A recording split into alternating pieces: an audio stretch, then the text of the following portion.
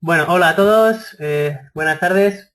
Eh, en esta segunda parte del curso de sobrealimentación vamos a tratar de ver, pues, además de los sistemas de sobrealimentación por compresor volumétrico y un poco sus aplicaciones y diferentes funcionamientos, ¿vale? También vamos a hablar un poquito de la distribución variable y de otros sistemas de distribución que ahora, pues digamos que se están implementando masivamente, ¿vale? Es decir, hasta hace poquito podíamos decir, o se decía, que no te compres un diésel, cómprate un coche de gasolina que son más sencillos y no dan ningún problema, ¿vale? Era lo que se hablaba, pues en motores, por ejemplo, un Opel Corsa 1200 un Corsa C de hace 10 años, 8 años, pues no tenía casi mecanismos difíciles, ¿no? Digamos, o complicados, y no daba ningún problema. Ahora ya iremos viendo lo que ocurre en los motores de gasolina, porque la verdad es que se está complicando bastante. Están haciendo motores con poca cilindrada, pequeños y con altas potencias, y esa base de poner pues una serie de mecanismos pues, en la distribución, sobrealimentados, etcétera, etcétera, que pues, digamos que son bastante delicados, ¿no? Ya veremos qué resultado van dando. Vale. Bien, pues empezamos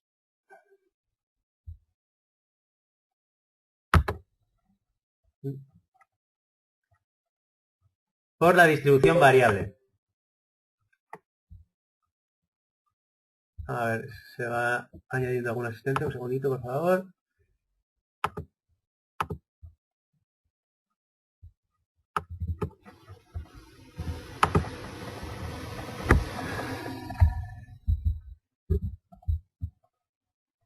Vale, un segundito que hay... Los que se están conectando sin audio. Voy a informarle a Miguel un segundo, ¿eh?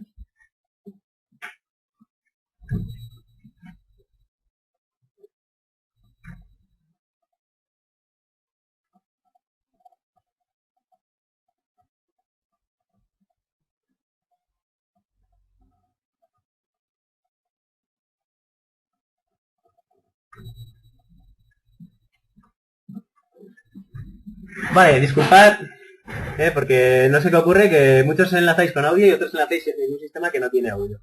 Vale, saliendo y volviendo a entrar parece que se soluciona. Bien, con lo que estábamos hablando de las distribuciones variables, ya es una cosa bastante común en los coches de gasolina, y vamos a explicar un poquito cómo funciona y su implementación en uno de los árboles solo, que normalmente es en el de admisión, o en los dos, y un poco por qué se monta y qué es lo que hace. Vale. Vale, en esta foto podéis ver un árbol, solamente un árbol variable y un mecanismo, ¿vale? Que es el variador hidráulico de aceite, que habla aquí, eh, que sería con unas paletas que se van a cargar de aceite hacia un lado hacia otro. Aquí abajo a la izquierda, en esta otra foto, veréis otro mecanismo, ¿vale? Que lo que va a hacer es, al cargarse de presión de aceite, deslizar por un piñonito que es el A, y avanzar o retardar. En definitiva, el mecanismo en sí no nos importa. Cada vez que vayamos a tocar un sistema de estos, pues tendríamos que buscar en la información técnica cómo es en concreto. Lo que nos interesa saber es que avanza y retarda el árbol. Voy a leer un poquito. La distribución variable, en este caso para la admisión, consta de un variador hidráulico de aceite que modifica el diagrama de distribución para así mejorar el llenado de los cilindros, obteniéndose un buen par desde bajas revoluciones y altas prestaciones a regímenes altos. El adelanto de la apertura y el cierre de la válvula de admisión se consigue desfasando el árbol de admisión por medio de un tensor hidráulico y una cadena tensora. ¿Vale?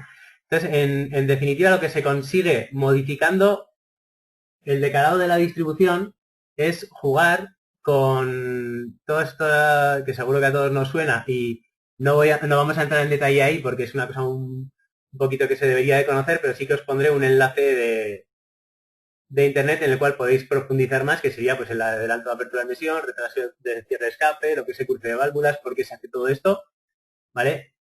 Y qué se gana o qué se pierde en cada caso. Y la limitación que se tiene con unos árboles que no se pueden desplazar, pues es que se tiene que buscar un compromiso entre tener buen par, el mejor par posible en bajas revoluciones la mayor potencia en altas revoluciones y es una cosa intermedia, digamos, ¿vale? La posibilidad que nos da la variación es combinar y mejorar esto que acabamos de decir, ¿no?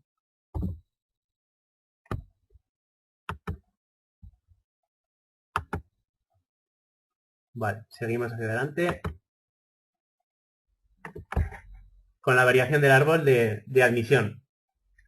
A veces la transición de las diapositivas no va igual de rápido en mi... Si lo que yo cambio con lo que vosotros veis hay un retardo, ¿vale? Si a alguno no le cuadra, saber que es por eso. Bien, leo ahí también. La unidad de control gestiona mediante una familia de curvas características la excitación de la electroválvula encargada de modificar la distribución a través del juego de las almas del variador de aceite a presión. Existen motorizaciones en las que únicamente se procede a modificar el avance o retardo del árbol de admisión, que es el primer caso que vamos a ver. Variándose de esta forma los tiempos de distribución de las válvulas de admisión. ¿Vale?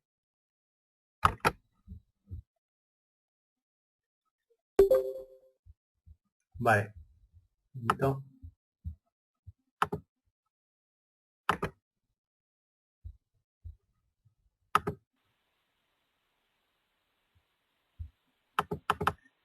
Un segundito que estoy aquí con Miguel con algún problema de audio solucionándolo. Vale. Vale, en esta foto podéis ver una distribución que tiene variación en la parte de admisión. ¿Vale? Y vamos a ir viendo qué es lo que se consigue con esto.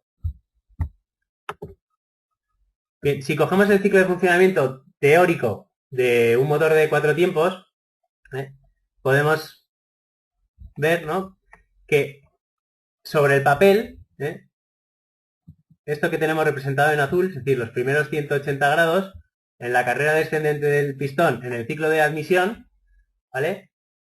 En la teoría, pues nos va a ocupar 180 grados, ¿vale? Seguimos con el ciclo teórico.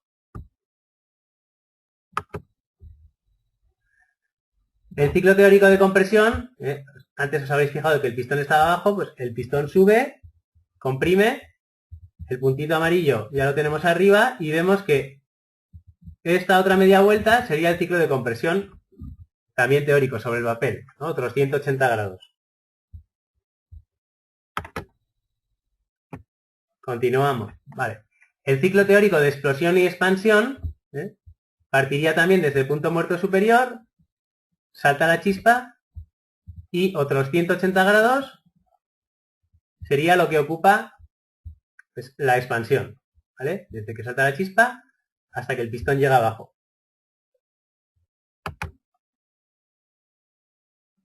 Y el ciclo teórico de escape, pues ocuparía la siguiente carrera ascendente del pistón. Es decir, desde el punto muerto inferior hasta el punto muerto superior. Todo esto también en teoría y sobre el papel. Sabemos que en la realidad, en la práctica y en diferentes regímenes de funcionamiento del motor, pues se necesita dar un avance, un retardo y también un cruce a las válvulas para que se compensen, pues, llenados, y sobre todo lo que se busca siempre es mejora del llenado y de la evacuación del cilindro, es decir, que se vacíen los gases de escape lo mejor posible, que se llene lo mejor posible de aire limpio, y también lo que hablamos el primer día del rendimiento volumétrico, es que el llenado que sea lo mejor posible. ¿Vale? En el enlace que tenéis ahí abajo, ahora os lo copiaré. Un segundito.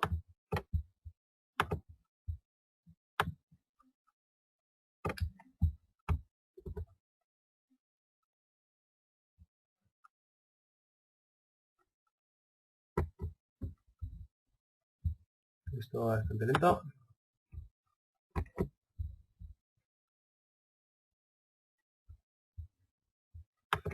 Bueno, ahora no me deja seguir. Bueno, este enlace que tenéis aquí abajo, que está en Wikipedia y mil cosas en Internet, os explicará un poco la teoría, por si alguno no lo sabe, de lo que es el retraso y el retardo de la apertura de las válvulas y el cruce, ¿vale? Y qué es lo que se gana y lo que se pierde en cada caso. ¿Vale? Entonces, ahí podéis ampliarlo un poco más. Este enlace también os lo pondré y os pondré algunos vídeos más, además de la grabación, cuando lo ponga en la web, para ampliar un poco esto. ¿Vale?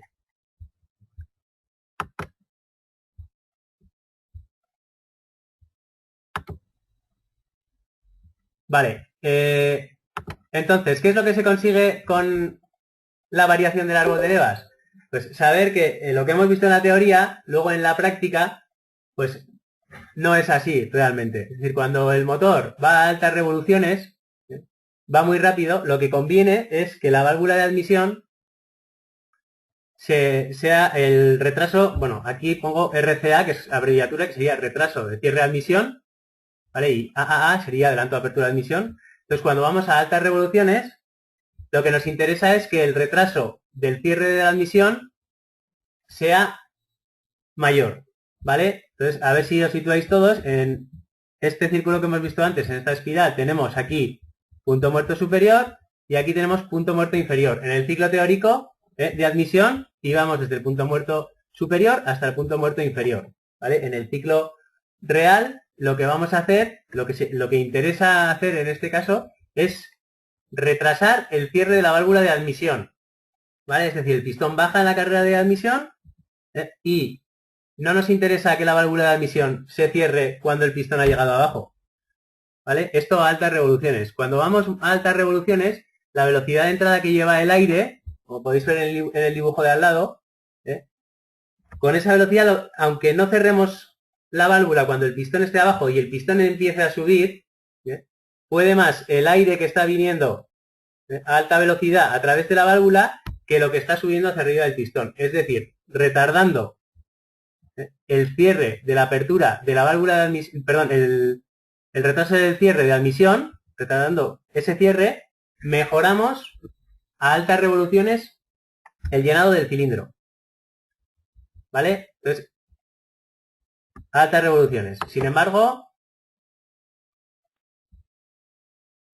continuamos. Sin embargo, a bajas revoluciones no nos conviene hacer eso. Es decir, a bajas revoluciones ya veis aquí que en el punto muerto inferior no nos conviene tener la válvula cerrada durante más tiempo. ¿Por qué? Porque en ese caso los gases que estamos aspirando no llevan tanta velocidad y si no cerramos la válvula, al subir el pistón lo que va a ocurrir es que se nos va a ir hacia atrás el aire. Con lo cual, vemos que sobre el papel la carrera iba del punto, perdón, la apertura de la válvula de admisión iba desde el punto muerto superior hasta el punto muerto inferior, pero luego en los diferentes estados de funcionamiento del motor, los diferentes estados operativos, pues eso cambia y en la realidad necesitamos hacer otras cosas. Lo que nos permite una admisión variable en el árbol de admisión es que cuando nosotros vamos a bajas revoluciones tenemos mayor adelanto de la apertura de la admisión, ¿vale? Como podéis ver aquí, la válvula de admisión abre antes de llegar al punto muerto superior, ¿vale? Con lo cual ya se empieza a llenar mejor y tenemos menos retraso del cierre de la válvula de admisión, ¿vale? Con lo cual evitamos el vaciado del aire a través de la válvula. Y ese mismo árbol, si nosotros lo decalamos, nos va a hacer que a altas revoluciones, pues el retraso del cierre de la admisión, que vemos aquí, sea más tarde y el cilindro se va a seguir llenando aunque el pistón empiece a subir. ¿Vale? Eso es lo que conseguimos decalando el árbol. Y así conseguimos un árbol de levas de admisión adecuado para bajas revoluciones y para altas revoluciones. Conseguimos ese compromiso que tenía que tener un árbol de levas fijo entre tener el mejor par posible abajo y la mejor potencia arriba, lo combinamos con un árbol de levas variable que tiene las dos funciones. ¿Vale?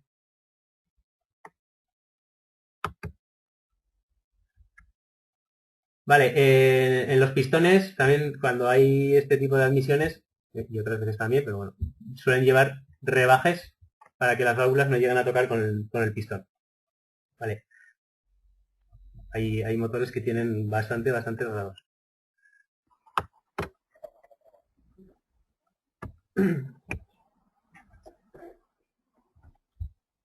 Bien, en cuanto a lo que vamos hablando, si a alguno no le queda claro, me puede hacer alguna pregunta si es una cosa muy puntual. Y luego también, cuando colguemos la grabación en la web, habréis visto los que habéis entrado que hay una zona de preguntas. Entonces, si alguno se lo vuelve a ver en casa y tiene alguna pregunta, desde ahí podéis mandar un email y se aclara o se amplía la información también, ¿vale? Bien, entonces si vemos un árbol de levas y admisión variable, su función es esa.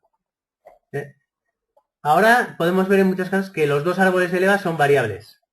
¿Vale? Es decir, que tenemos variador tanto en la admisión como en el escape. Con lo cual ya se van aumentando el número de actuadores y sensores. Si los dos árboles son variables, tenemos que poner un actuador que va a dejar paso de aceite.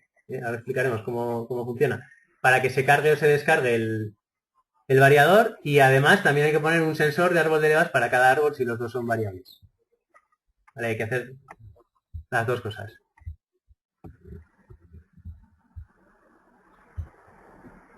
Vale, leemos un poquito lo de la variación de los dos árboles. En cambio, otras distribuciones disponen de un sistema de distribución variable que actúa tanto en el árbol de admisión como en el escape y que puede actuar convenientemente sobre el cruce de válvulas y por consiguiente sobre la cantidad de gases de escape recirculados. Bien, los árboles de levas también todos sabemos que hacen un cruce de válvulas. Es decir, el motor va a hacer admisión, cuando está abierta la válvula de admisión, compresión, las dos cerradas, explosión, expansión, y luego es el escape donde está el cruce de válvulas, ¿vale? Por eso cuando nosotros ponemos en un motor de 4 cilindros, hacemos coincidir, por ejemplo, el 1 en el 4 arriba, tenemos uno en compresión y el otro en cruce, o el 2 y el 3 arriba, habrá uno en compresión y el otro en cruce de válvulas, ¿vale? Lo que nosotros podemos hacer con la variación del árbol de levas de escape, que sean los motores más modernos, por un lado, se mejora la recirculación de gases de escape, que ya hay motores que van hasta con el 50% de gases recirculados, ya sabemos lo que hacen las EGR, ¿no? Y además, pues en el ejemplo que vamos a ver ahora, pues veréis cómo podemos mejorar el rendimiento del motor.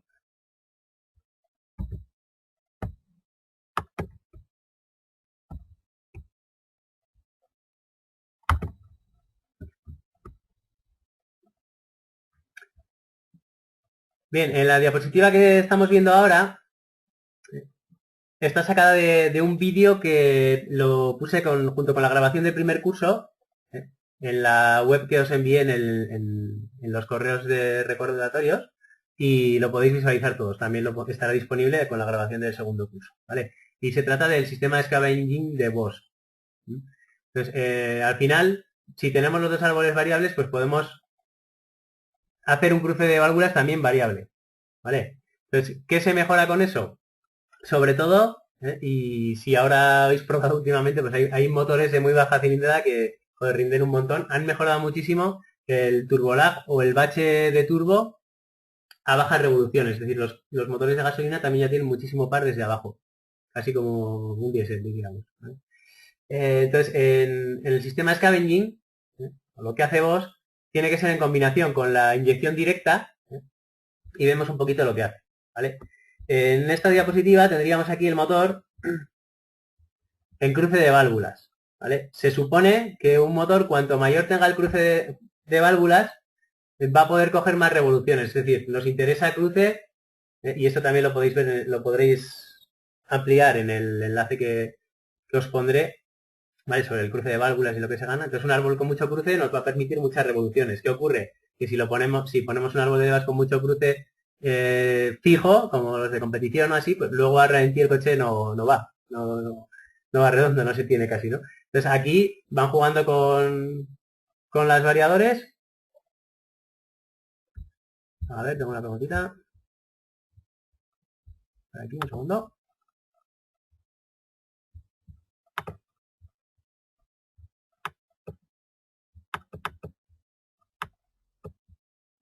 Me preguntan a ver si se puede hacer en un Mitsubishi 3000 GT. No sé si se puede hacer lo que. Si se deja la chica, sí se puede hacer, pero no, si no me concretas más, no sabemos.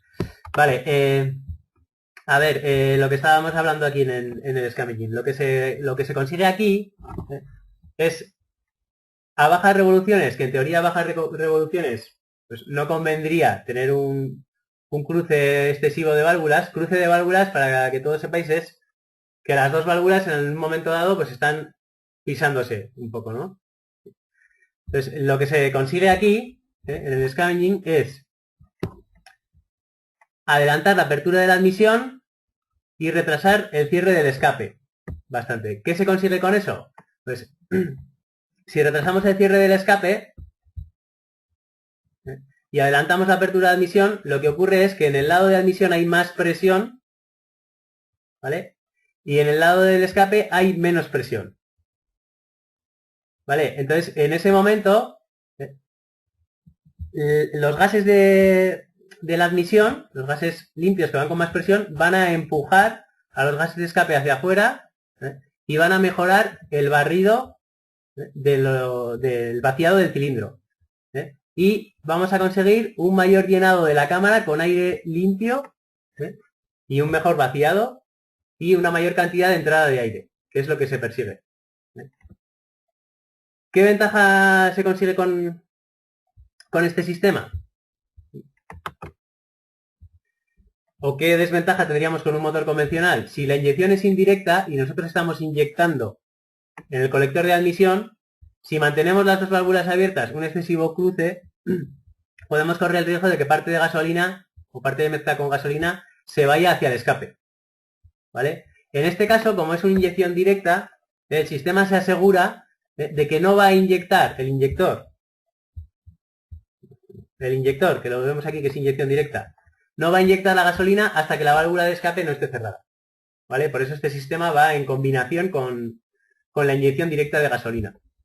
Y lo que se consigue es pues una ganancia de par y un relleno, digamos, de ese jet lag del turbo, ese turbo lag, que va a hacer que desde mucho más abajo salga con potencia. ¿Vale? Es decir, esto también, el mejorar en esas cargas el llenado del cilindro y el barrido de los gases de escape, va a hacer además, es la pescadilla que se muerde la cola, que el turbo gire más y la alimentación sea mejor. ¿Vale? Entonces la mejora es importante.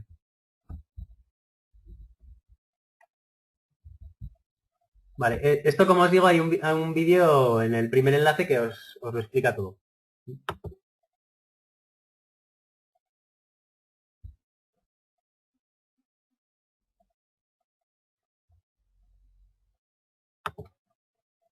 Vale, además de las admisiones variables, otra cosa que también se está incorporando en algunos motores es el alzado de válvulas variable. ¿Vale? El primer sistema que os sonará tal vez sea el Valvetronic de BMW, que lo tenéis en la figura de la izquierda y en la del medio. ¿Vale? Lo que se consigue con estos sistemas, Valvetronic de BMW, también he puesto aquí otro sistema que ha sacado Fiat, que es el sistema multi-air, que iremos, os voy a poner vídeos de un poco de enlaces. Vale, alguno me pone un comentario. Si pones árboles con más cruce, convendría reforzar bielas y demás. Hombre, por supuesto que todos estos motores ahora están preparados para esto, ¿vale? Y lo que se tiende es al downsizing, famoso, que el downsizing quiere decir bajar la cilindrada de los motores, y se está intentando tener un motor de 1000 centímetros cúbicos, pero que rinda como un 2000. Y con eso se persigue el consumo. Ya veremos luego qué resultado va a ir dando todos estos mecanismos, pero la filosofía es el downsizing, downsizing, ¿vale? Se va a tender a motores de menos cilindrada. Es decir, para gastar, ahora mismo, para emitir menos CO2, digamos, lo que hace falta es que el motor gaste menos. Nada más. Menos gasolina.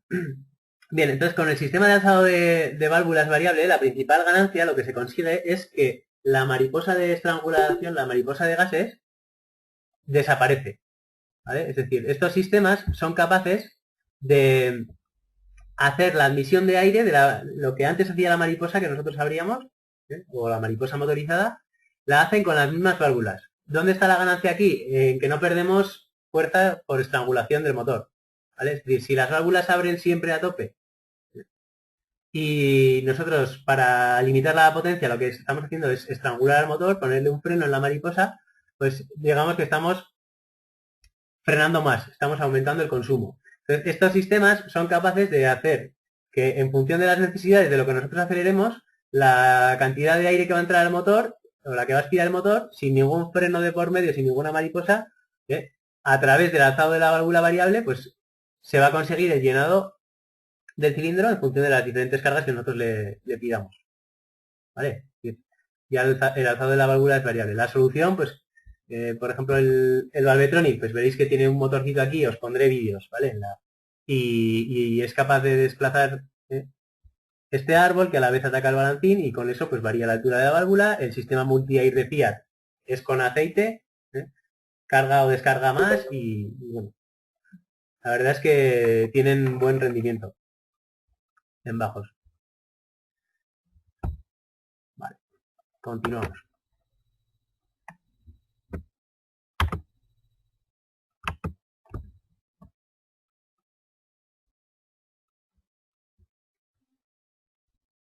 Bien, aquí en la siguiente diapositiva os pongo unos sistemas de otros fabricantes, ¿vale? Que todos están haciendo algo con la distribución y bueno, ya llevan tiempo, ¿no?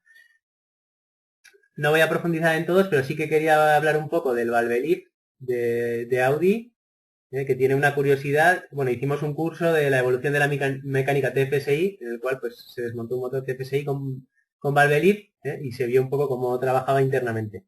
¿Vale? En la siguiente diapositiva, para los que no visteis el curso, para los que no conocéis el sistema, pues saber que el Valve en el grupo VAP tiene unos árboles de levas flotantes, digamos, el árbol de levas es un estriado en el cual pues las levas pueden, las levas por parejas pueden desplazarse hacia un lado o hacia otro, utilizando estos raíles de aquí, los raíles que se ven ahí, y unos actuadorcitos que van a salir y los van a desplazar.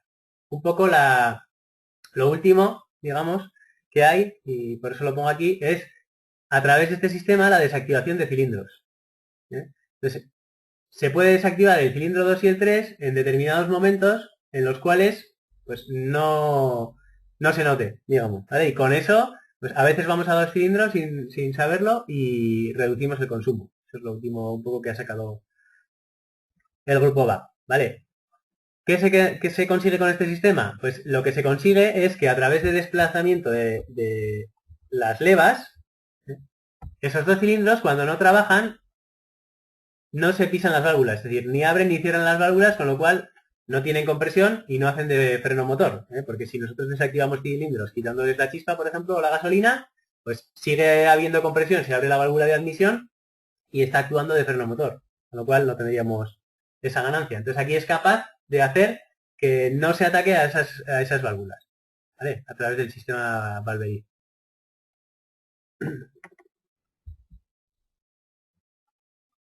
También os añadiré vídeos de Valve. Si necesitáis información me decís.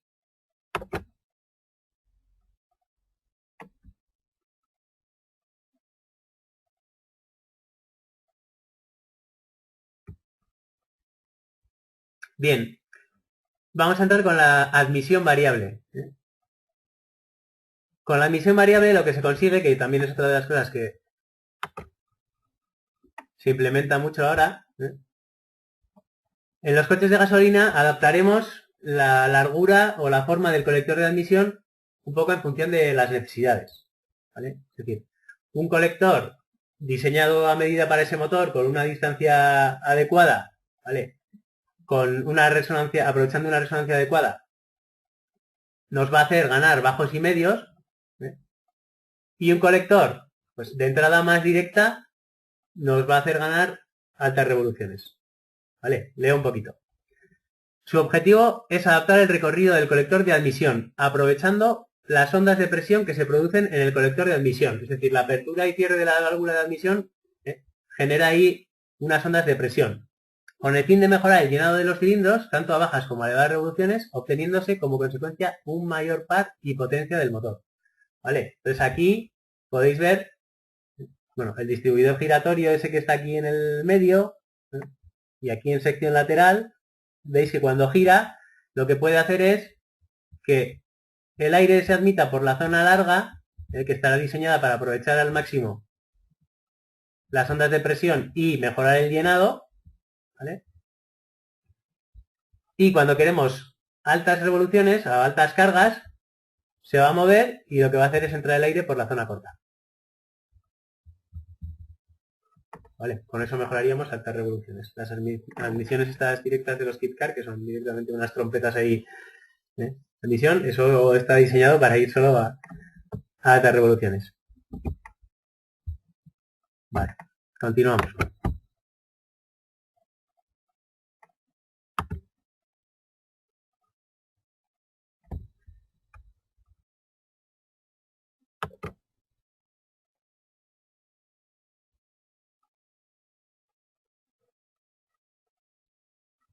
Bien, nos dice que la unidad de control de motor gobierna el accionamiento del cilindro distribuidor mediante una electroválvula neumática, regulando el paso de vacío desde el depósito hasta la cápsula neumática.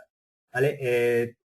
En principio, casi todos son electroválvula y neumático, pero ahora ya sabéis que también se está tendiendo a que todo sea eléctrico, que los propios motores también de desplazamiento sean eléctricos. El parámetro que tiene en cuenta la unidad para el control del colector de admisión variable es exclusivamente las revoluciones del motor.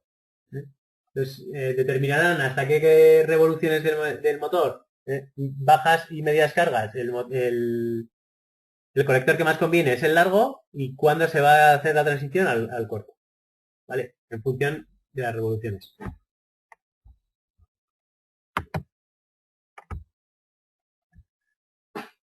Bien, y en cuanto a admisión variable, también existe un sistema que ha montado Opel, en motores de gasolina, que se llama Twinport. También hicimos un curso sobre esto con un motor de un Opel Astra H 1600.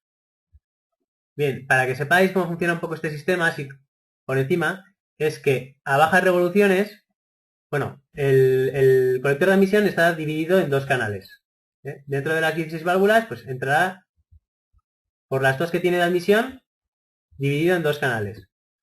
Lo que podemos hacer con esto es, colocando una chapaleta en una de las entradas, cuando el motor va a ir a bajas y medias cargas, a pocas revoluciones, cerraremos una de las chapaletas haciendo que el aire entre en espiral, en torbellino y favoreciendo pues la mezcla con la gasolina, y con esa turbulencia se va a aprovechar muchísimo mejor, y la mezcla va a quemarse mucho mejor.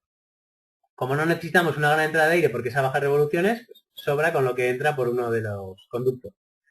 Cuando le pedimos máxima potencia y lo que prima es el llenado del cilindro máximo, se abrirá la chapaleta, que es en la parte izquierda de la figura de la foto, y ahí entrará, lo que primará será el llenado del cilindro. Con lo cual mejoramos la mezcla a bajas revoluciones y cuando nos hace falta tenemos el llenado completo del cilindro. Este es el sistema Twinport de Opel.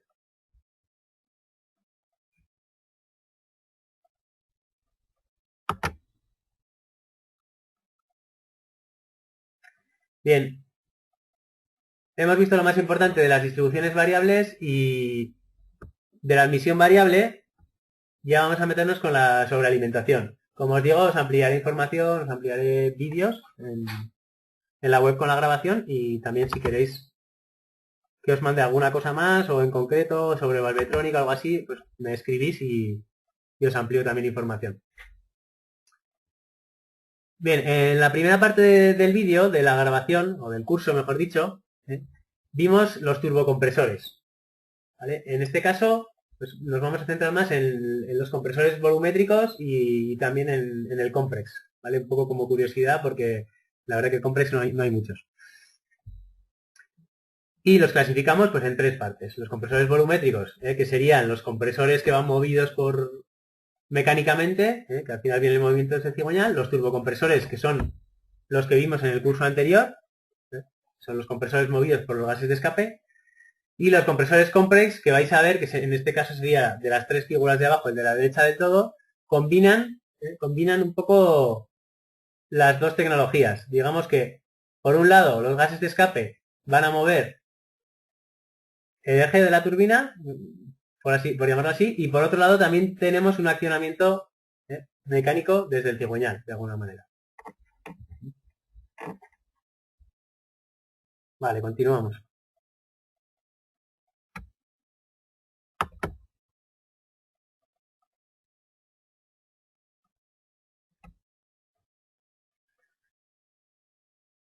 Bien, en cuanto a compresores volumétricos, leemos, son accionados directamente por el cigüeñal y pueden alcanzar regímenes entre 10.000 y 15.000 revoluciones por minuto. La presión de alimentación está limitada por la velocidad del motor. Su funcionamiento se basa principalmente en la aspiración de aire hacia una cámara que disminuye su volumen. Es decir, el aire entrará y habrá algunos elementos mecánicos dentro que lo van a ir comprimiendo, haciendo que disminuya su volumen, de tal forma que el aire pues, será impulsado hacia el motor, hacia los cilindros. Y como todo, pues tiene ventajas y desventajas. ¿Vale? Vamos a ver las ventajas.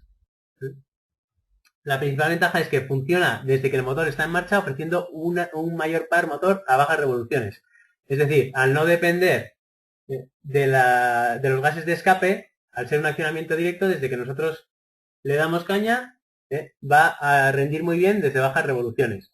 El turbo, sabemos que hasta que no se lanza, pues no va a rendir. Conseguimos una respuesta inmediata en la aceleración, no hay efecto de retardo. ¿Vale? También con los turbos y con la combinación de sistemas, que también la vamos a ver, de turbocompresor y compresor volumétrico, pues se consigue prácticamente eliminar el bache del turbo, el turbolag. Otra ventaja sería sobrealimentación racional y equilibrada, al ser limitada por la velocidad de giro del motor. Quiero decir con esto que un turbo, pues ante un problema mecánico, es decir, podemos hacer que sople un turbocompresor movido por los gases de escape, se nos puede ir a soplar mucho más de lo que el motor podría soportar. ¿Vale? Si tenemos algún problema, pues ha habido algún caso, hay marcas. Tuvimos un caso con un Land Rover con motor BMW y también con un BMW Serie 5 E60 que el turbo quedaba pillado soplando a tope y no tenían protección no tenían como los TDI que pum, se pone en emergencia y corta, sino que el Land Rover pues rompió primero, creo que rompió la culata, luego rompió un turbo y luego rompió hasta que se descubrió que la válvula no estaba regulando bien y estaba soplando en exceso. ¿Vale? Entonces, eso es, cuando decimos sobrealimentación racional y equilibrada, es que un compresor, como va en relación a las revoluciones del motor, pues, no va a tener ese problema de pasarse de presión. Normalmente. Irregular. Desventajas. Vale, la principal desventaja es que resta potencia al motor debido a su accionamiento mecánico, en torno al 10%. Ahora veremos que también se conectan y se desconectan. Pero como tira del motor, al final pues le está frenando al motor. ¿Vale? Es decir, le resta caballos y aumenta el consumo. Otra desventaja sería que disminuye el rendimiento a medida que se incrementa el régimen. Es decir, el turbo movido por los gases de escape, la ventaja que tiene el turbocompresor es que gira muchísimas revoluciones y no está unido mecánicamente al motor ni condicionado al motor. Aquí sí que tenemos ese condicionamiento de que las revoluciones pues, van relacionadas con las revoluciones del motor, aunque hay una desmultiplicación siempre, es decir, que el compresor va a dar muchísimas más vueltas que el motor, pero siempre tiene relación y está limitado. Bueno, de hecho, una de las cosas que se hace en algunos kits de aumento de potencia es poner una polea del compresor más pequeña para que dé más vueltas el compresor. Vale, continuamos. Otra desventaja del compresor volumétrico es que su considerable volumen dificulta su implantación en el motor. ¿Vale? Es decir, ocupan bastante. Y en motores grandes, el caso que os pongo después de un Touareg V6, pues bueno, tiene su sitio, pero en otros casos pues es más problemático.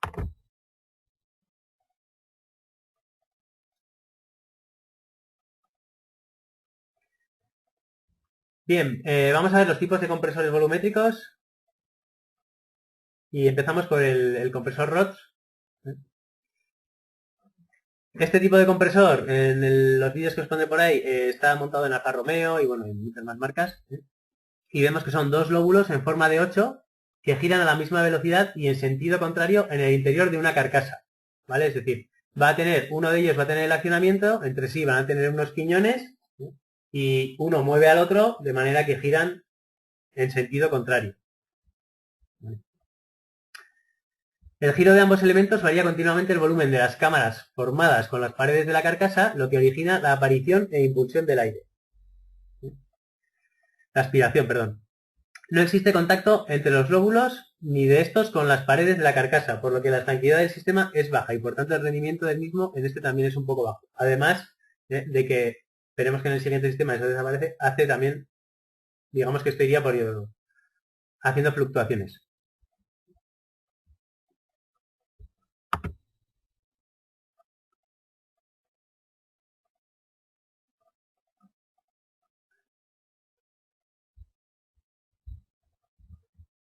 A ver, Armando me pregunta que si es como una bomba de aceite.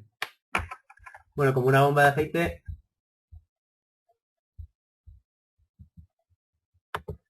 exactamente no. Hay varios tipos de bomba de aceite, de piñones y esto, pero sería más como un compresor roto.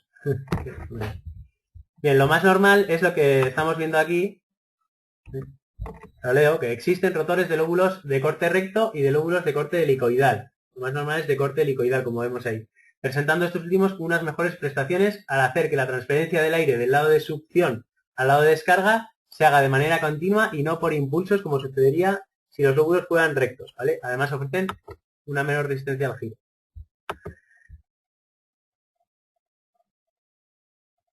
Bien, vemos que los rotores son impulsados por unas ruedas dentadas, siendo una de ellas motriz, a la que se transmite el movimiento a través del eje de accionamiento. Entonces, realmente nosotros vamos a ver que del compresor sale una polea.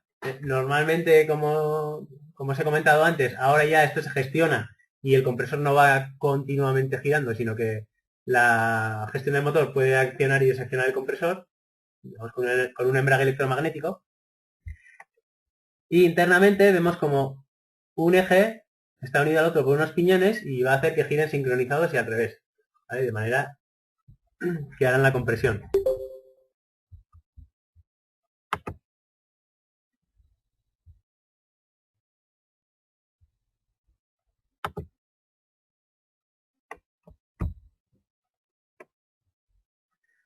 Vale, en la foto de arriba se ve un compresor y nos dice que el acoplamiento fijo era antes el más habitual, pero debido a la pérdida de potencia que supone mover el compresor, este se puede conectar subsidiariamente en función de las necesidades. ¿Vale? El accionamiento auxiliar suele ser un acoplamiento electromagnético en la polea de arrastre y gestionado por la unidad de control de motor. ¿Vale? Entonces, ahora lo que se hace es que el compresor no lo tenemos que arrastrar siempre. Veremos también que hay sistemas combinados de turbocompresor y compresor y va a entrar y salir en función de las necesidades. ¿Vale? El compresor.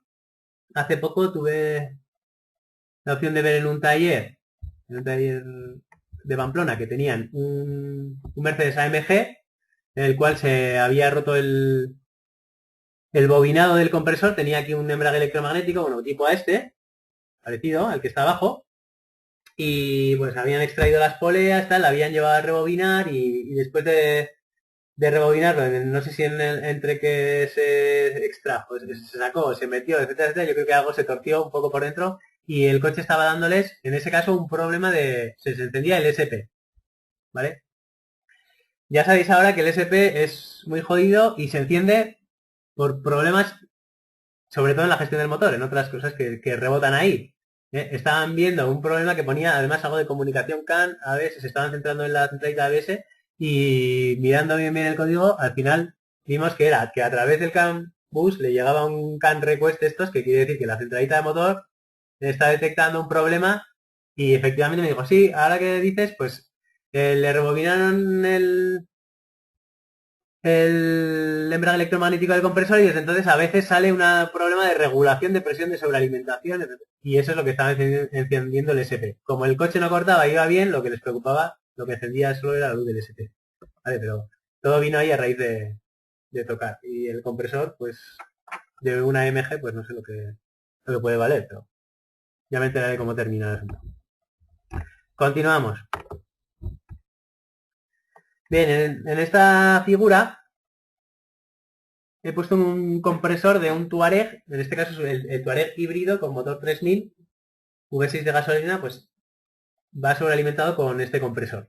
¿Vale? Ya veis que aquí es un compresor ya bastante complejo, lleva un montón de sensores de presión, lleva dos intercoolers que podéis ver ahí en la figura que son utilizan la refrigeración del motor, el anticongelante, para refrigerar los gases de admisión, los gases comprimidos. Tiene, a ver, que me funcione el ratón, tiene una mariposa que veremos que con esa mariposa pues regula la presión de sobrealimentación, la mariposa de admisión normal, y dos sensores de sobrealimentación y con su sonda de temperatura, es decir, dos MAP y otro MAP final que mide toda la presión del conjunto. Luego lo explico un poco más cuando veamos el sistema combinado del tubo y del compresor, lo explico. ¿Vale? Entonces, este conjunto ya veis que es un conjunto voluminoso y su peso total son 18 kilos. O sea, ya pesa bastante.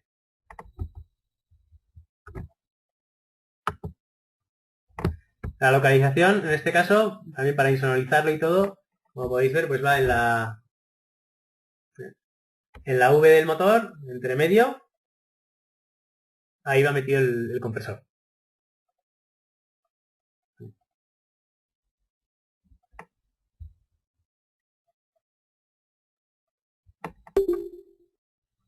Vale, voy a ver si tenemos...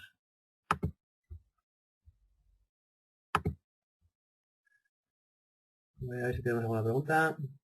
Vale, no.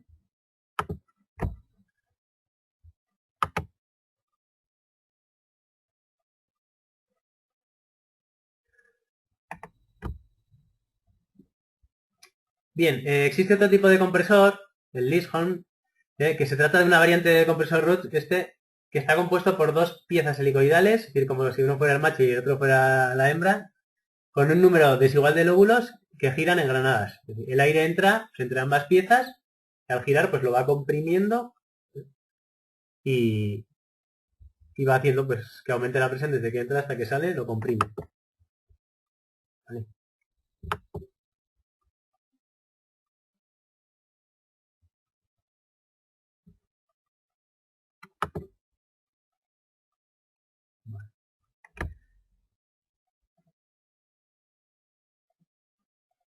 Bien, suele estar fabricado de aluminio y huecos para disminuir su peso. La superficie de las piezas helicoidales se montan con un reducido juego de montaje y sus superficies están recubiertas de un material sintético deslizante que mejorará el flujo de aire.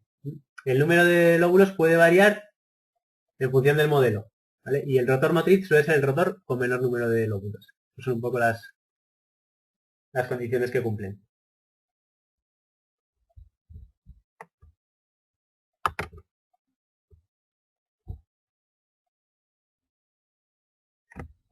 Bien, continuamos, a ver si a todos os cambia la diapositiva. Pues si voy muy rápido, es decir, si no cuadra lo que hablo con lo que sale, me lo escribís por el chat, ¿vale? Bien, otro tipo de compresor que ya está en desuso, pero que existe y bueno, puede ser que estos coches ya se vayan guardando un poco como clásicos y que seguramente a todos os habrá tocado ver, es el compresor de tipo G. Este compresor pues lo montó Volkswagen en el Polo G40 y en el Golf G60, en el Corrado G60.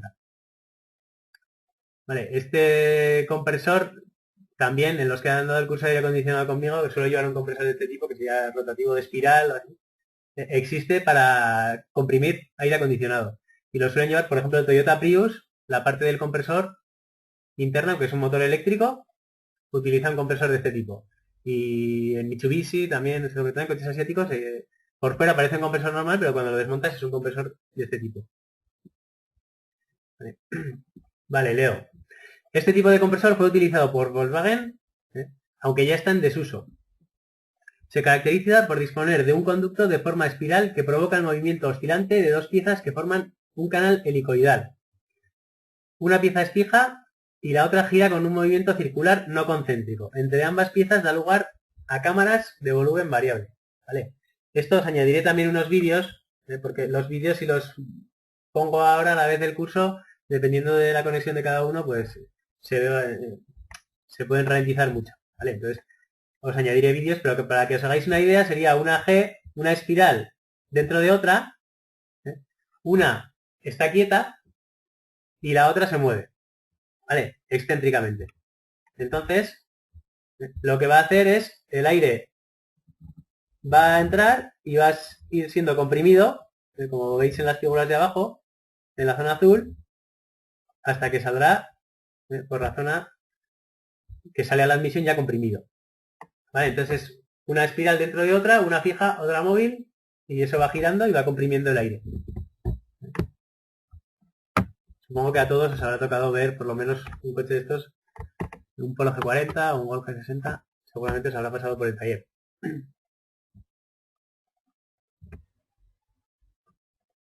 Bien, en la siguiente diapositiva leo, el compresor de tipo G presenta un gran problema de lubricación y de estanqueidad, por eso pues, se dejó de usar.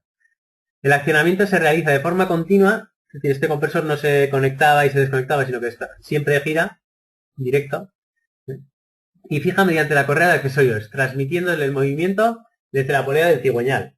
¿Vale? Entonces, en la figura de la derecha, veis cómo, a ver si me funciona el ratón, aquí llegaría el movimiento del cigüeñal y realmente es este eje el que va a mover la G de dentro, ¿vale? Y veis que tiene dos entradas de aire por la parte de admisión y una salida, ¿vale? Entonces esto funciona de la siguiente manera. El compresor, movido por el cigüeñal, desde que sale desde abajo tiene muy buena respuesta. A ver el ratón, aquí. El compresor, veis que aquí desde el caudalímetro chupa el aire, admite, comprime, pasa por el intercooler, va a la admisión, puede pasar por la válvula de redentío, ¿no? de aire adicional, y por aquí, en función de lo que nosotros aceleramos, entra el motor. Pero para regular la presión, tiene una mariposa que lo que puede hacer es que el aire vuelva otra vez a la admisión. ¿Vale? Así regulaban la presión. En el sistema de bueno, ahora con los compresores nuevos también se funciona así, más o menos, lo veremos ahora.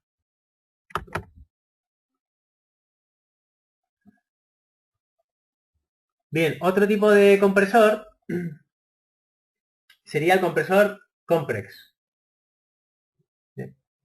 Este compresor, de momento, lo he visto que lo monta Mazda y poquito más, ¿vale? Pero lo podéis ver por ahí.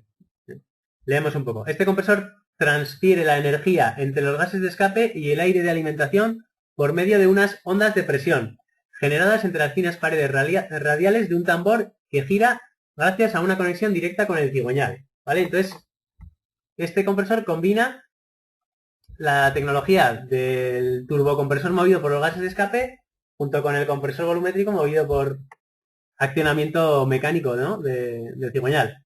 Y si os fijáis aquí en la figura de arriba, la parte de la derecha, veis como los gases de escape vienen aquí, entran en esa especie de turbina, por llamarlo de alguna manera, y lo que van a hacer es unas ondas de presión que va a mover esa turbina por un lado. Pero además, esa turbina va unida a un eje en el cual movemos con el cigüeñal.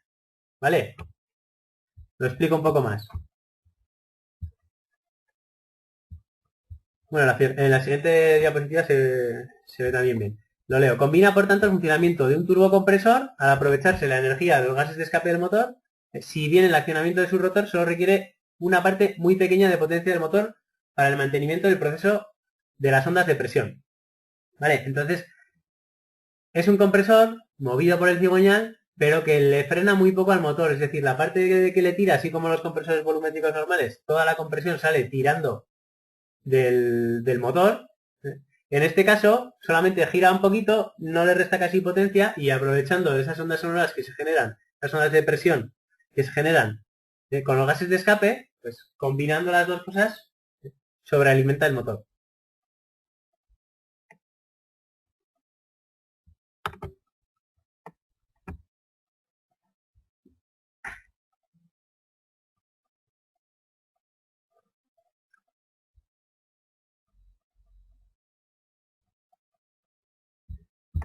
Vale.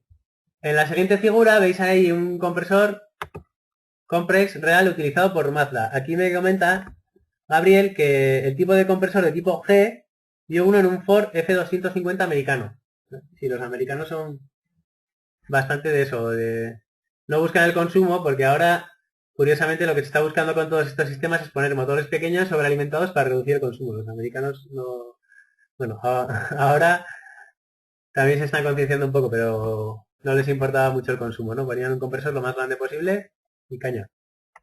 Vale, en esta figura de aquí podéis ver un compresor complex, en el cual por un lado tenemos entrada y salida de gases de escape y por el otro lado tenemos entrada y salida de admisión, en la figura de abajo se ve un poquito mejor, y también tenemos la polea que va a accionar desde el cigüeñal al compresor. Entonces, es una combinación de los dos. La regulación del compresor, pues, tiene una válvula de descarga igual que los turbocompresores normales en este caso. Y este compresor lo utiliza Mazda en el 626 y creo que en algún modelo más. ¿Vale?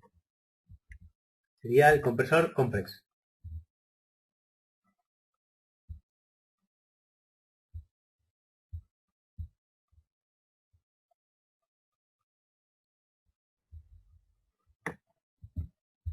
Vale, aquí me hacen una pregunta muy buena, Armando, que además de ser muy buena me pilla, ¿vale? Porque estos compresores, yo por lo que estaba buscando, Mazda y poco más, y en directo no he visto ninguno. Me pregunta a ver si no lleva lubricación, ¿vale? Y la verdad es que no les sé contestar. Supongo que debería de llevar lubricación, pero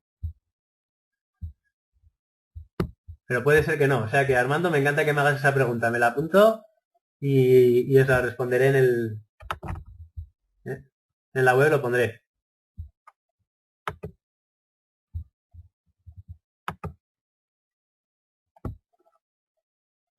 Continuamos.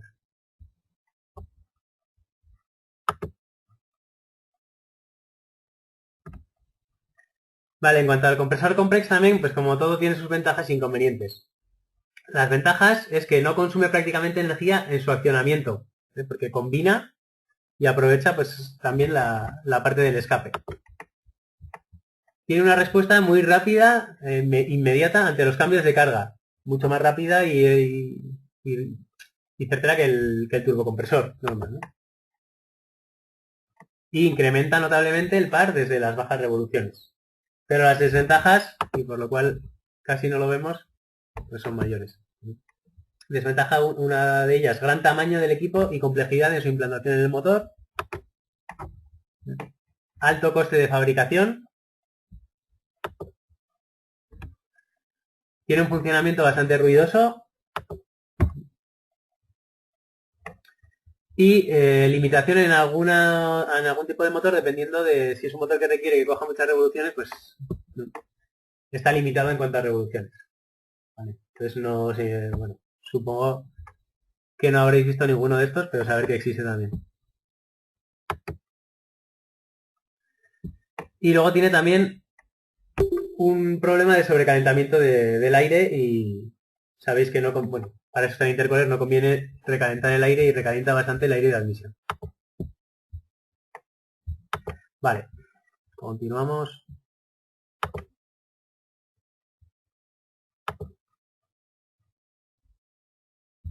Bien. El siguiente caso que vamos a ver es un sistema mixto de sobrealimentación. Seguramente que todos habréis oído hablar de los 1400 del grupo BAC que combinan turbo y compresor, que son unos motores que el primero que salió ya salió con 170 caballos, creo, un motor 1400, y combina en serie el compresor volumétrico de tipo ROHS con el turbo movido por gases de escape. Vamos a ver cómo trabaja en combinación este sistema.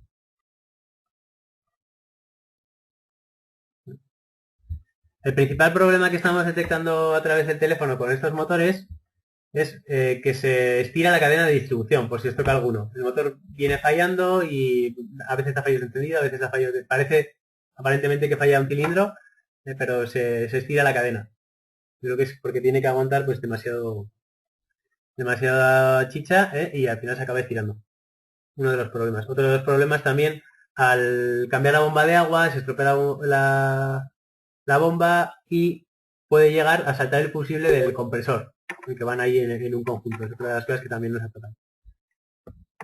Bien, en la figura veis, a la derecha, en el motor de la derecha, nos indica dónde está el compresor volumétrico, y a la izquierda dónde está el turbocompresor. ¿Vale? El compresor volumétrico es arrastrado mecánicamente y se puede conectar subsidiariamente con ayuda de un acoplamiento electromagnético, es decir, el compresor entra y sale como un compresor de aire acondicionado que lleva ahí un embrague y se puede conectar y desconectar, y el turbocompresor es de accionamiento permanente, se va a funcionar siempre y se mueve por los gases de escape. Entre los dos pueden alcanzar presiones de hasta 2,5 bares en presión absoluta. Sabéis que la presión absoluta es lo que nos marca normalmente la máquina de diagnosis. Nosotros cuando metemos la máquina de diagnosis vemos que cuando el turbo está soplando a 1 kilo nos marca casi 2. ¿Vale? Y presión absoluta sería la presión atmosférica y de ahí sumado lo que sopla el turbo. De modo que 2,5 bares es aproximadamente, pues, en realidad 1,5 de presión en un manómetro si nosotros pinchamos. Los manómetros marcan la presión barométrica, ¿vale? Es decir, no suman la presión atmosférica, y si nosotros pinchamos con un manómetro, lo que con la máquina de diagnosis sería 2,5, con el manómetro sería 1,5 aproximadamente. ¿Sí? Sabéis que la presión atmosférica pues es 995 milibares, se resta y sale. Ok.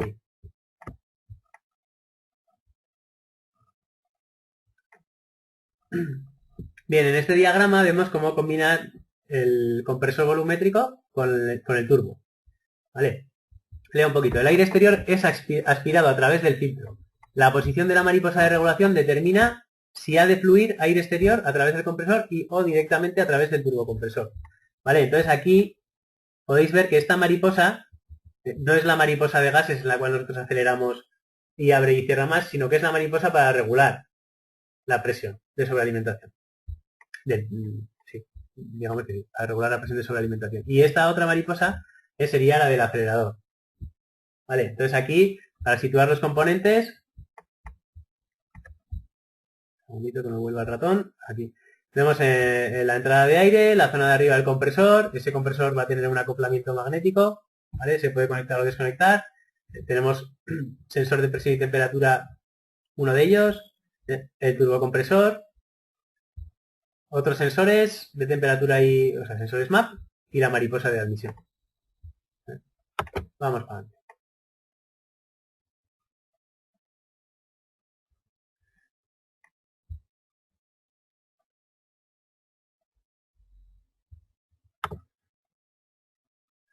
A ver, comenta por aquí que dice Gabriel, me parece que el nuevo Ford Mondeo tiene compresor volumétrico y turbocompresor. Los de gasolina que tienen poca cilindrada. Puede ser.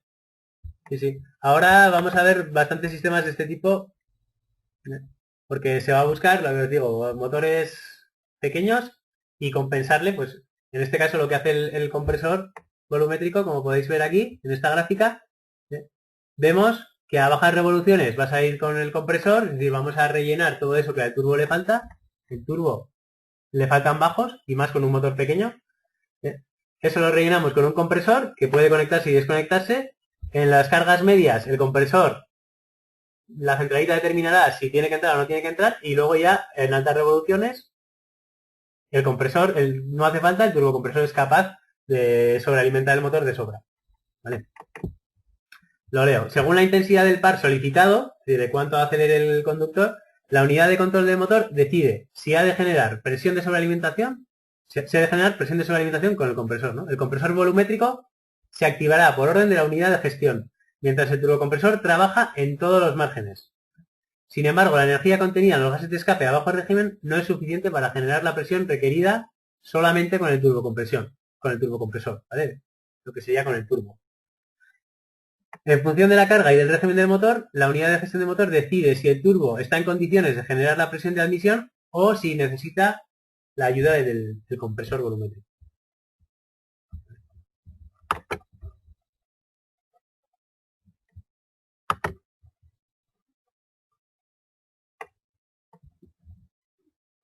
Vale, vamos a ver los diferentes estados de funcionamiento que tendría. El primero es sobrealimentación constante del compresor. A partir de una solicitud de par mínimo específico y hasta un régimen de 2400 revoluciones, el compresor se encuentra conectado continuamente. ¿Vale? Esto quiere decir que a bajas revoluciones el compresor va a estar siempre conectado y hasta un régimen de 2400. ¿Vale? La presión de admisión se regula a través de la unidad de mariposa de regulación. En el esquema inicial hemos hablado de esa mariposa que había arriba y luego veremos cómo lo regula. ¿Vale? La sobrealimentación del compresor en función de las necesidades. Hasta un régimen máximo de 3500, es decir, hasta 2400 va siempre. De 2400 a 3500 se conecta subsidiariamente el compresor si es necesario. ¿Vale? Entonces se conectará o no en función de lo que la centralita determine. De esta forma se compensa el retardo del turbo debido a la inercia de respuesta, alcanzando lo más rápidamente posible la presión de sobrealimentación necesaria. ¿Vale? Entonces le va a rellenar al turbo ese bache de turbo que tiene. Si es necesario, el compresor se lo va a rellenar.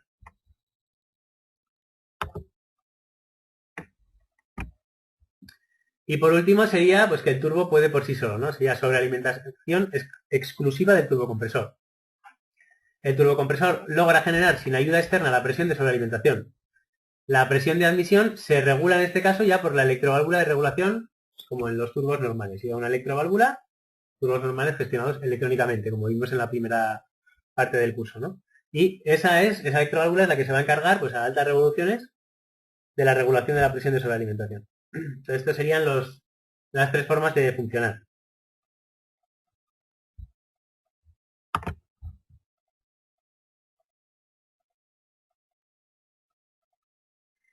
Vale, ahora vamos a ver los diferentes estados operativos en función de la carga del motor, en función de lo que nosotros le pidamos, de lo que nosotros aceleremos. En el primer caso, pues, la mariposa de regulación se encuentra abierta al máximo, ¿vale? La mariposa de regulación es la de arriba. Ahora veis, se encuentra abierta al máximo, pero la mariposa de estrangulación, que es la que determina cuánto nosotros queremos acelerar, veis que no está muy abierta. El aire exterior aspirado fluye hacia el turbocompresor, que al girar aún lentamente genera una baja presión de sobrealimentación, ¿vale? Entonces, vamos siguiendo los pasos. Si alguno se pierde, que me lo escriba. Espero que se vea el ratón, ¿vale? El aire entra por aquí, pasa por la mariposa esta que la tenemos abierta, que se llama mariposa de regulación, abierta a tope. Llega el turbo todavía no es capaz de generar la presión de sobrealimentación. Y la unidad de mariposa de estrangulación se abre en función de los deseos del conductor a través del acelerador y genera vacío en el colector de admisión. ¿Vale? Que sería esta de aquí. Si no está muy abierta, vemos que está prácticamente cerrada, pues va a generar vacío en el colector de admisión que lo medirá el sensor de presión. Con lo cual, si nosotros no le pedimos mucha caña, es decir, prácticamente no estamos acelerando, como vemos en la mariposa de estrangulación, pues esta mariposa permanecerá abierta de todo y puede ser que no necesitemos ayuda del compresor. ¿Vale? Sin embargo, si estamos igualmente a bajos regímenes, es decir, lo que acabamos de ver era que el motor estaba a bajo régimen, pero el conductor aceleraba poco. Sin embargo, ahora vamos a bajo régimen, bajo medio régimen, y el conductor acelera a tope, por ejemplo, ¿no? Es decir, quiere potencia. En ese caso, vemos que la mariposa de estrangulación abre a tope porque le hemos demandado potencia, le estamos demandando caña al motor, y en ese caso, vamos leyendo, y nos dice que esta operación se mantiene aproximadamente hasta las 2400 revoluciones cuando le pedimos caña. La mariposa de regulación se encuentra cerrada o parcialmente cerrada para regular la presión de admisión, según la información enviada por la unidad de gestión del motor, a la unidad de gestión del motor por el sensor 1, ¿vale? Entonces, en este caso, la mariposa de regulación se va a cerrar, cuando es máxima potencia es cerrada a tope, el aire tiene que pasar a través del compresor, que tenemos arriba. Por supuesto, la centralita conectará en ese momento el compresor para que gire, y lo que vamos a hacer es mandar el aire ya a presión al turbo, ¿vale? Entonces estamos directamente impulsando al turbo, ¿vale? El compresor está subsidiariamente conectado e impeliendo el aire aspirando hacia el turbocompresor, donde experimenta una mayor compresión, ¿vale? La unidad de mariposa de estrangulación abre completamente. El sensor de presión 2 detecta la presión de sobrealimentación total, pudiendo llegar hasta unos 2,5 bares de presión absoluta. ¿Vale? Entonces, lo que hemos dicho antes es 1,5 kg en realidad. Y vemos que este sensor de presión es el que va a medir la presión absoluta ya. ¿Vale? Perdón. Ha vuelto para atrás.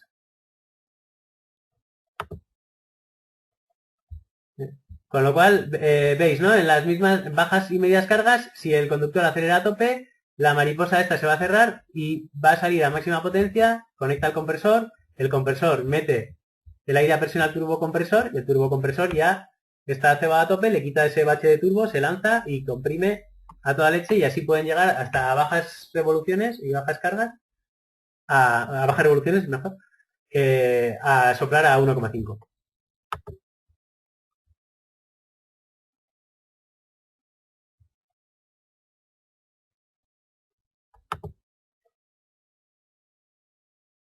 Vale. Fijaros que esta mariposa de regulación lo que puede hacer es que cuando la presión del turbo o del compresor es excesiva, va a abrir y va a hacer que el aire recircule o parte del aire vuelva a recircular a la entrada. ¿Vale? Leemos. Esto sería operación con compresor y turbo a elevada carga y regímenes medios. ¿Vale? Es decir, medias revoluciones, pero elevada carga es que le estamos pidiendo mucho acelerador. ¿Vale?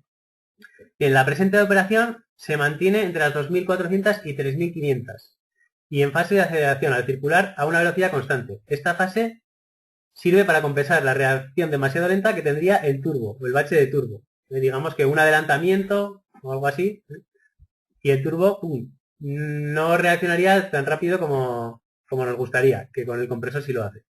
La unidad de gestión del motor conecta por corto tiempo subsidiariamente, es decir, los dos a la vez, el compresor y gestiona la unidad de mariposa de regulación para establecer la presión requerida, ¿vale? Cuando dice eso quiere decir que la mariposa de arriba además va a estar abriendo y cerrando para regular la presión que nos interesa. La mariposa de arriba.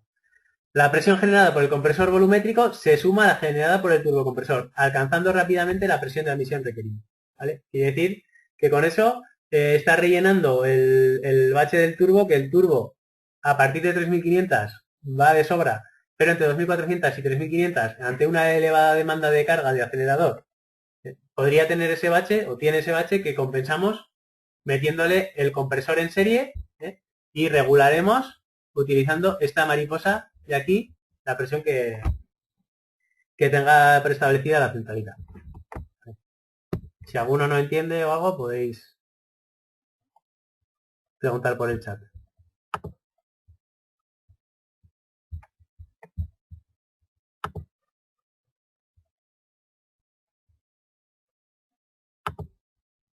Vale, pues seguimos.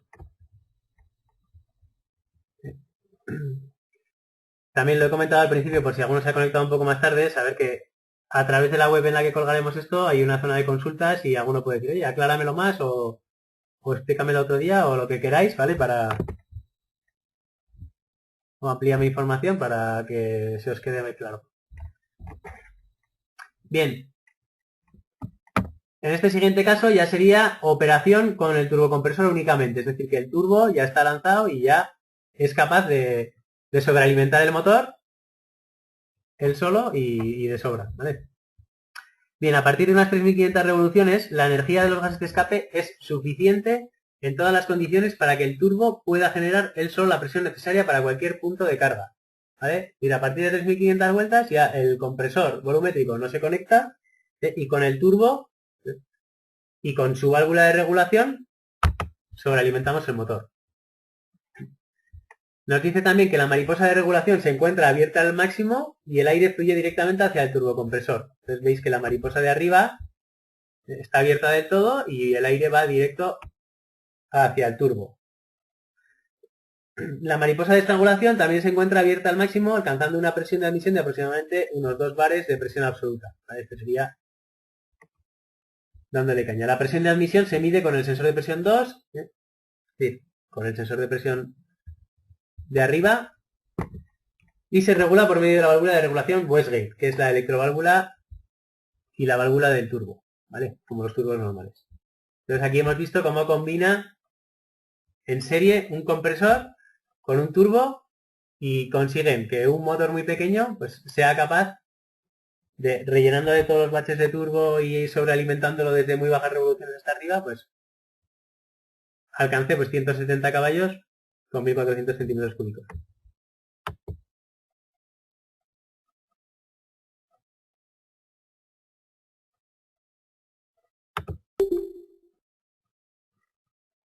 Vale, la regulación de presión de sobrealimentación, aunque esta gráfica es un poco liosa, os lo leo. A medida que aumenta el régimen del motor, la presión de sobrealimentación generada por el turbo se hace mayor. Es decir, cuando ya cogemos vueltas, el turbo sopla de sobra, ¿no? Y resulta posible bajar la regulación del compresor. De esta forma, este último requiere una menor potencia de accionamiento por parte del motor. El compresor suministra una gran masa de aire desde regímenes bajos, con lo que se tiene disponible un caudal intenso de gases de escape que alimentan a la turbina del turbocompresor. Esto permite generar desde regímenes inferiores la presión de sobrealimentación que se necesita, a diferencia de lo que sucede en un motor netamente turboalimentado, ¿vale?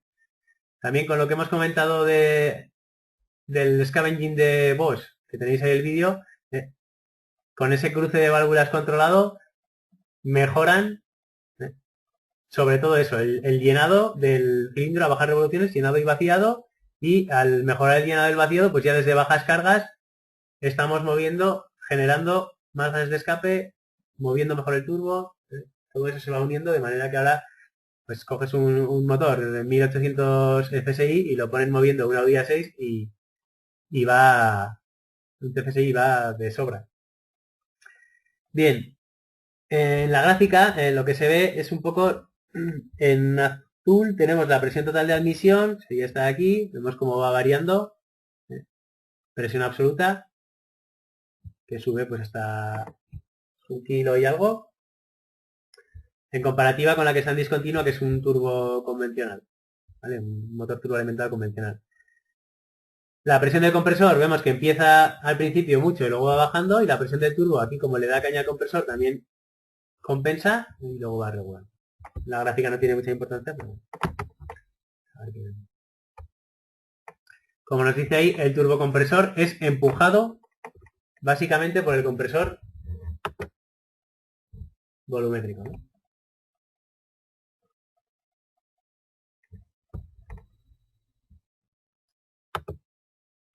Bien. Vale, en esa figura podéis ver cómo el compresor lleva el embrague electromagnético y está unido en el sistema de la bomba de agua. Y exactamente, yo sé que Iñaki Mendizábal dice una nota técnica de eso, pero no sé lo que ocurre aquí cuando se rompe la bomba. Ahí, si queréis ya os la enviaré, o si os toca recordar que la tenemos, que finalmente no entraba el turbo, bueno, había salto el fusible por ese motivo, ¿vale? Tenemos una nota técnica hecha con eso. Bien, leo aquí un poco. El compresor volumétrico se impulsa por medio de un acoplamiento electromagnético instalado en la bomba de líquido refrigerante. Las distintas relaciones de transmisión entre poleas, así como la relación de transmisión interna del compresor, hace que éste gire a una velocidad 5 veces superior a la del cigüeñal. El régimen máximo es de 17.500 revoluciones del compresor. Y la presión máxima que podría generar es de aproximadamente 1,75 bares de presión absoluta. El turbo, figura de abajo a la izquierda, está integrado en el circuito de refrigeración del motor, es decir, va refrigerado por agua para evitar que se sobrecaliente, y forma un elemento compacto con el colector de admisión. Aguanta hasta unos 1000 grados de temperatura. ¿Vale?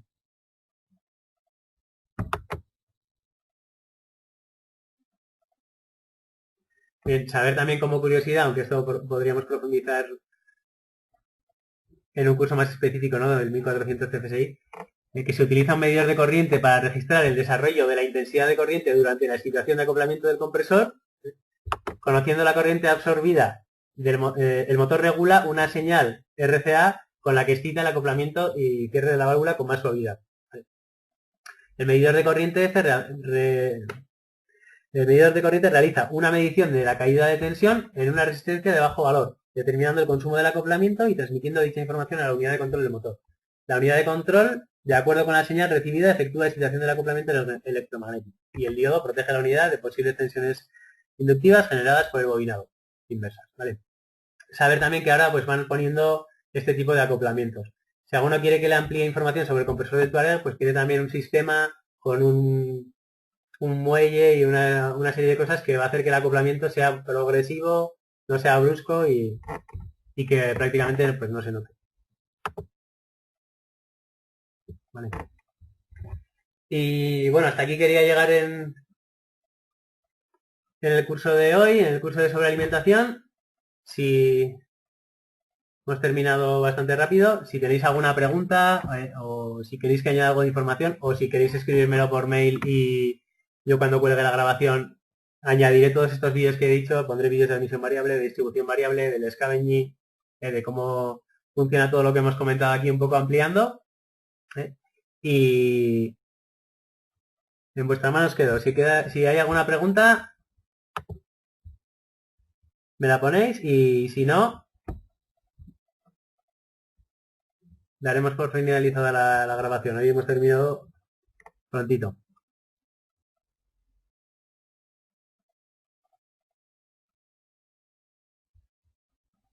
Bien, Armando me dice que muy bien. ¿Vale? Si visualizáis la primera parte, tal vez lo que hemos visto en esta segunda parte, van a ir evolucionando los motores tal vez hacia estas cosas, pero bueno, lo que nos ha tocado, lo que ha sido el pan nuestro cada día ha sido la sobrealimentación y su regulación en los motores TDI, ¿no? En los motores diésel, es todo lo que ha estado fallando estos últimos años, que corta por sobrepresión, que falla el vacío, que falla la válvula, que falla la geometría variable, que falla todo eso, lo tenéis en el curso anterior.